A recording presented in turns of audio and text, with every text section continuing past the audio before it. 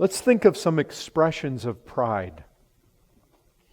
The scribes and the Pharisees, great example of pride of position, the pride of recognition. You remember what Jesus said of them? The scribes and the Pharisees love the place of honor at feasts and the best seats in the synagogues. So you come into the church, and if you have people that are competing for the highest seat, what does that look like? I mean, we're adults, many of us.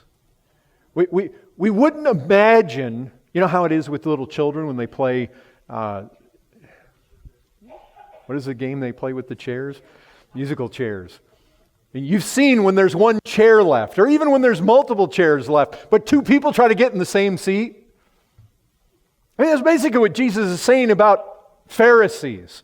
They're fighting to get the highest seat. You know, they're kind of, you could just see two of them with all of their long garb on, and they're trying to push each other off the seat. Like children playing musical chairs. And we would never think of doing that. And yet, there can be that subtle reality in the heart that we want position, we want recognition, we want place. Oh, wanting to be recognized, wanting to be honored. That, you know what? Every part is not working properly when you've got that attitude in the church.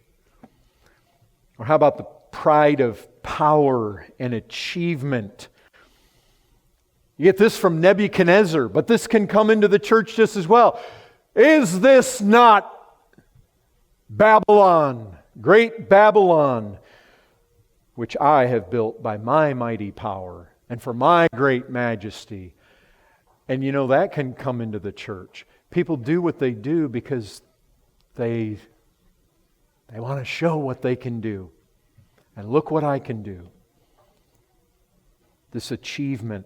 And you know, the reason that we know that this easily infects the church is there you've got, how many times, repeatedly, the inner circle of disciples. Luke 22:24, a dispute also arose among them as to which of them was to be regarded as the greatest. Now, you know, we would not be so bold as to say it out loud. I mean, those guys were pretty brash, right? Having an argument, especially some of the times they were arguing that. Jesus is over there telling them how He's going to Jerusalem to die. They're over there, you know, I'm going to be greater than you. And Jesus is saying, you know, I'm going to die.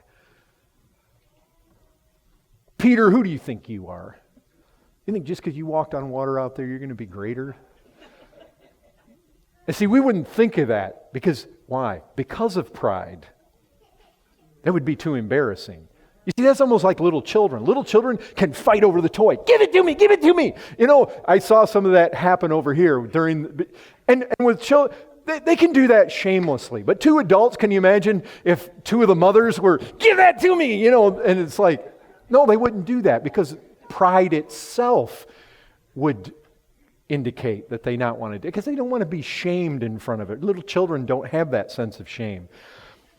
But these guys were bold, brash. No, we might not do that, but you're thinking in your heart, you desire that. You actually desire to be the greatest. You don't desire to be the least. You desire to be recognized. You desire to be applauded. You desire to be, you desire the glory of man.